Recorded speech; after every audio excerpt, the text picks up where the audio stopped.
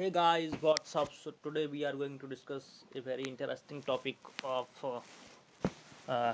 the competitive exams like SSC और CHSL and IBPS। ठीक है, ये जो टॉपिक आज मैं डिस्कस करने जा रहा हूँ ये काफ़ी इंपॉर्टेंट टॉपिक है और almost every exams like railway SSC IBPS में पूछा जाता है। ठीक है, तो ये जो टॉपिक जो मैं आज लेने जा रहा हूँ उसका नाम है टाइम एंड वर्क। इसका नाम है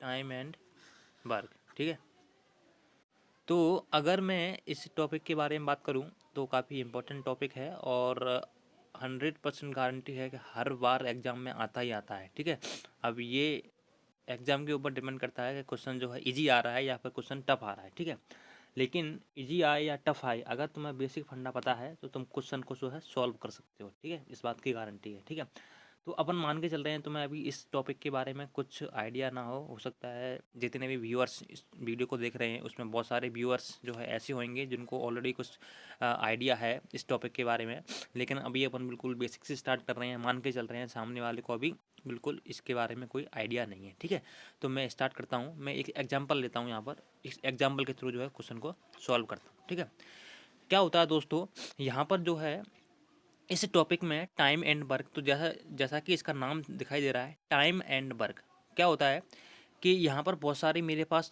पर्सन होते हैं। पर्सन मतलब बहुत सारे लोग होते हैं या फिर बहुत सारे जो कहते हैं आदमी होते हैं या फिर बहुत सारे जो है जिसको बोलते हैं मैन फोर्स या फिर लेबर हो जिसको बोलते हैं, है ना, वो लोग होते हैं मेरे पास बहुत सारे। मेरे पास मैं सिंपल बोलूँगा इस लेक्चर में आज के बाद में जब भी इसके बात करूँगा तो मैं पर्सन बोलूँगा। क्या बोलूँगा, मेरे पास बहुत सारे पर्सन्स हैं। फॉर एग्जांपल ए है मेरे पास, बी है, सी है, डी है। ठीक है, ये क्या है, ये किसी काम को करते हैं।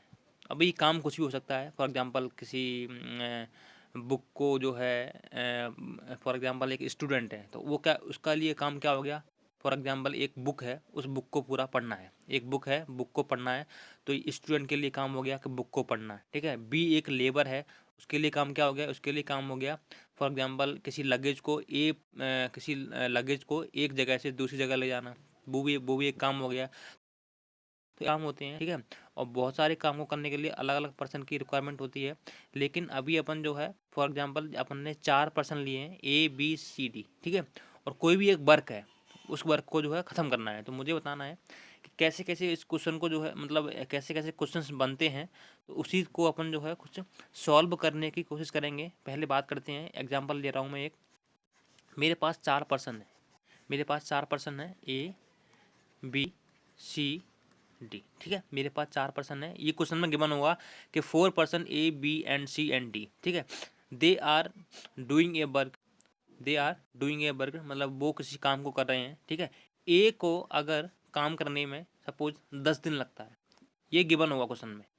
जो भी इन्फॉर्मेशन मैं तुम्हें बता रहा हूँ उसमें मैक्सिमम इन्फॉर्मेशन गिवन होगी और क्या क्या क्वेश्चन में पूछा जाएगा वो मैं तुम्हें आगे चल के बताऊँगा। ठीक है, तो यहाँ पर ए को किसी काम को करने में 10 दिन लगता है, बी को किसी काम को करने में 20 दिन लगता है ना, और मतलब उसी काम को करने में जो काम ए कर रहा है, तो अगर ए अकेले करता है उस काम को तो उसको लगते हैं 10 दिन।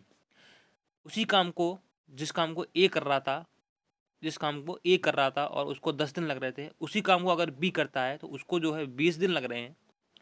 उसी तरह अगर सी उसको काम को करे तो उसको जो है काम करने में 30 दिन लगेगा। और अगर डी इसको काम करे तो डी को सपोज बोल रहे हैं अपन कि डी को जो है उसको काम करने में जो है कितना टाइम लगेगा, डी को जो है मानते हैं अपन 15 डेज लगेगा। ठीक है, तो ये इन्फॉर्मेशन तुम्हें गिवन होगी कि ए अगर उस काम को करे तो 10 दिन लग रहा है, बी अगर उस काम को करे तो 20 दिन लगेगा, सी अगर उस काम को करे तो 30 दिन लगेंगे और डी अगर उस काम को करे तो 15 दिन लगेंगे। अब क्वेश्चन क्या पूछा जाएगा, क्वेश्चन तुमसे जो पूछा जाएगा वो लगेगा कि अगर ए प्लस बी उस काम को करें, मतलब ए और बी दोनों उस काम को करें तो हाउ मैनी डेज लगेंगे, हाउ मैनी डेज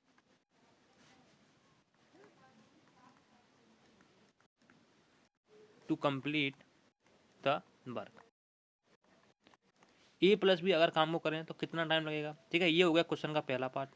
इसमें ये भी पूछा जा सकता है कि अगर मेरा बी प्लस सी अगर काम को करें तो कितना नंबर ऑफ डेज लगेगा। ठीक है। ऐसे करके बहुत सारे क्वेश्चन इसमें बन सकते हैं। मैं अगर चाहूँ तो इसमें 5 क्वेश्चन और बना सकता हूँ। तो मैं यहाँ पर तुम्हें बेसिक फंडा बताने की कोशिश करूँगा कि ऐसे क्वेश्चन जितने भी आएंगे तो उसको अपन सॉल्व करने के लिए क्या करेंगे, उसको अपन सॉल्व करने के लिए क्या करेंगे। ठीक है, तो मैं यहाँ पर जो है क्वेश्चन को जो है सॉल्व करने की कोशिश कर रहा हूँ। काफ़ी धीरे धीरे, बिल्कुल उसको बोलते हैं हौले हौले करेंगे अपन उसको। ठीक है, तो अगर मैं बात करूँ इस क्वेश्चन को सॉल्व करने के लिए, मैं बोल रहा हूँ सबसे पहला स्टेप, जो सबसे पहला स्टेप जो है वो ये है।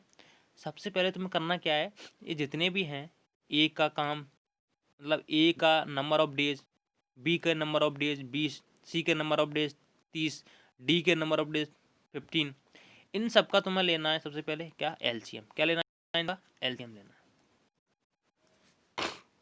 ठीक है, अब एलसीएम कैसे निकालते हैं ये एक अलग मैटर है ना। तो सबसे पहले मैं मान के चल रहा हूँ तुम्हें एलसीएम निकालना आता होगा। ठीक है, अगर एलसीएम नहीं निकालना आता है तो कमेंट में बॉक्स कीजिए, कमेंट बॉक्स में कमेंट कीजिए, मैं तुम्हें एलसीएम निकालना भी बताऊंगा नेक्स्ट क्लास में। ठीक है, तो यहाँ पर मैं मान के चल रहा हूँ कि तुम्हें एलसीएम आता है। तो अगर मैं बात करूँ इसका एलसीएम कितना आएगा, 10, 20, 30, 15 का इसका एलसीएम अपन निकालें अगर, तो इसका एलसीएम कितना आएगा, इसका एलसीएम आएगा, तो अगर मैं 10, 20, 13 की एलसीएम की बात करूं तो एलसीएम कैसे निकाल सकते हैं, 10, इसका एलसीएम आएगा सिंपल 60। कैसे, 10 60 जो है इसकी टेबल में भी आएगा, 10 6 60, 20 जो है इसकी टेबल में भी आएगा, 23 60, है ना। 60 जो है 30 की टेबल में भी 60 आएगा और 15 की टेबल में भी 60 आ जाएगा। ठीक है, बेसिकली एलसीएम क्या होता है, लीस्ट कॉमन मल्टीपल्स। ठीक है, तो 60 जो है मेरा इसका एलसीएम आ गया, इसका एलसीएम आ गया मेरा क्या आएगा 60। तो ये जो मेरा एलसीएम आया है ना, तो ये जो मेरा एलसीएम आया है इसको ही बोलेंगे अपन टोटल वर्क। ये जो मेरा एलसीएम आया है इसको बोलेंगे अपन टोटल वर्क। इसका मतलब ये हुआ कि ए 10 दिन में 60 काम करता है, ए 10 डेज में 60 काम करता है, बी 20 डेज में। अब यहाँ पर ध्यान से देखना, मैंने क्या बोला था कि अगर ए किसी काम को करने में 10 दिन लगता है, अब वो किसी काम क्या है, ये काम है 60। ठीक है, फिर मैंने आगे चल के बोला था कि जो काम ए कर रहा है उसी काम को बी करेगा। इसका मतलब क्या हुआ कि बी जो है 20 दिन में 60 काम, ये वाला काम कर रहा है, बी जो है 20 दिन में 60 काम कर रहा है। ठीक है, सी भी उसी काम को कर रहा है, मतलब अगर सी आगे अकेला उसको काम को करे तो अकेला उसको 30 दिन लगता है 60 काम करने में। ऐसे डी जो है 15 दिन लगता है इस 60 काम को करने में। ठीक है, ये तो हुआ अकेले अकेले की बात। अगर इंडिपेंडेंटली ये दोनों काम करें, ए जो है तो फिर दिन लेगा 60 काम करने में अगर ए अकेला करता है तो, और बी को कितना लगेगा 20 दिन, सी को 30 दिन और डी को 15 दिन। ठीक है, अब यहाँ पर मैं क्या करूँगा, मैंने पहला स्टेप मेरा क्या हुआ, मैंने टोटल वर्क निकाल लिया। टोटल वर्क कैसे निकाला, मैंने एलसीएम लिया इनका। ठीक है, ये हो गया मेरा पहला स्टेप।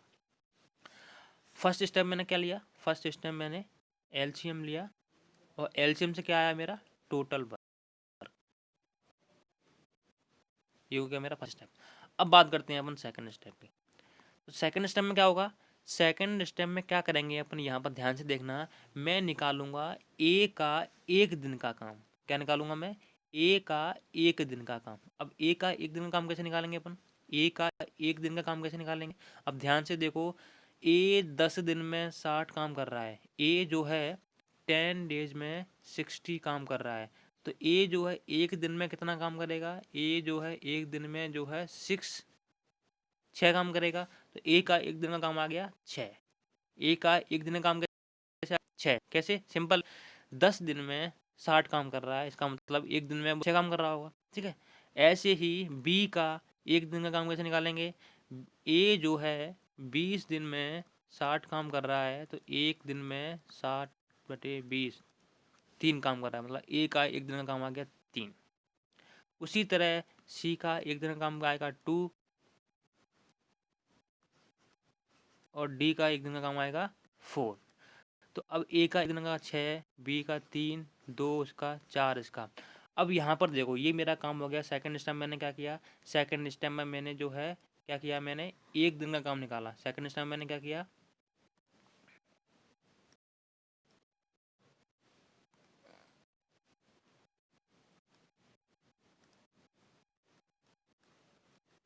वन डे वर्क को मैंने कैलकुलेट किया। ठीक है, ये मेरे 2 स्टेप हो गए। अब देखें, अब इम्पोर्टेंट थर्ड स्टेप पे जाएंगे अपन। थर्ड स्टेप क्या है मेरा?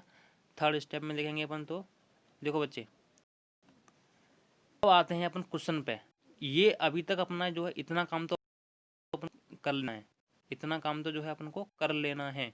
ये टोटल वर्क निकाल दिया फर्स्ट स्टेप में। सेकंड स्टेप में मैंने एक दिन का काम सबका, ए का एक दिन का काम 6, बी का एक दिन का काम 3, सी का एक दिन का काम 2, डी का एक दिन का काम 4। ये हो गया मेरा। अब आना है मुझे क्वेश्चन पे। क्वेश्चन क्या पूछ रहा है? ए प्लस बी अगर दोनों काम करते हैं, ए प्लस बी अगर दोनों काम करें, तो अब यहाँ से कैसे सॉल्व करेंगे अपन? तो ध्यान से देखो, ए प्लस बी दोनों काम कर रहे हैं, मतलब ए का अगर मैं ध्यान से देखूं, अब यहाँ पर देखो, ए का एक दिन का काम कितना है? 6, बी का एक दिन का काम कितना है? 3, मतलब इन दोनों का एक दिन का काम कितना हो गया? 9। ए प्लस बी एक दिन में कितना काम करते हैं? 9। ए प्लस बी अगर एक दिन में 9 काम करते हैं, अब मेरा सिंपल क्वेश्चन इतना हो गया कि ए प्लस बी अगर एक दिन में 9 काम करते हैं, तो टोटल काम कितना है? 60। तो टोटल 60 काम को करने में कितना डेज लगेगा? अब तो मेरा सिंपल क्वेश्चन हो गया। अब मेरा सिंपल क्वेश्चन कैसे हो गया कि अगर ध्यान से देखा जाए, एक दिन में 9 काम हो रहा है, मतलब 9 काम को करने के लिए एक दिन लग रहा है, तो एक काम को करने के लिए 1/9 डेज, एक काम को करने के लिए 1/9 डेज, तो मुझे 60 काम करना है। तो 6 काम को करने के लिए 1/9 इंटू 60 कितना आएगा? ये 60/9 डेज लगेंगे। तो फर्स्ट पार्ट का आंसर मेरा कितना आ गया? फर्स्ट पार्ट का आंसर आ गया मेरा 60/9 डेज लगेंगे इसको। ठीक है, ये हो गया मेरा फर्स्ट पार्ट का क्वेश्चन। ठीक है, फर्स्ट पार्ट का आंसर आ गया। ऐसे ही मैं बात करूँ अगर बी प्लस सी को कितना टाइम लगेगा, तो सिंपल है, बी का एक दिन का काम कितना है? बी का एक दिन का काम है 3, सी का एक दिन का काम कितना है? सी का एक दिन का काम है 2, तो 3 + 2 5। बी प्लस सी का एक दिन का काम कितना हो गया? 5। बी प्लस सी का एक दिन का काम हो गया 5, मतलब बी प्लस सी का एक दिन का काम कितना हो गया? 5। इसका मतलब ये हो गया कि 5 काम को करने में एक दिन लगता है, तो एक काम को करने में 1/5 डेज, टोटल काम कितना है? 60। 60 काम को करने में 1/5 इंटू 60, तो मतलब 12 डेज। तो सेकंड का आंसर कितना आ गया? सेकंड पार्ट का आंसर मेरा, इसका आंसर आ गया 12 डेज।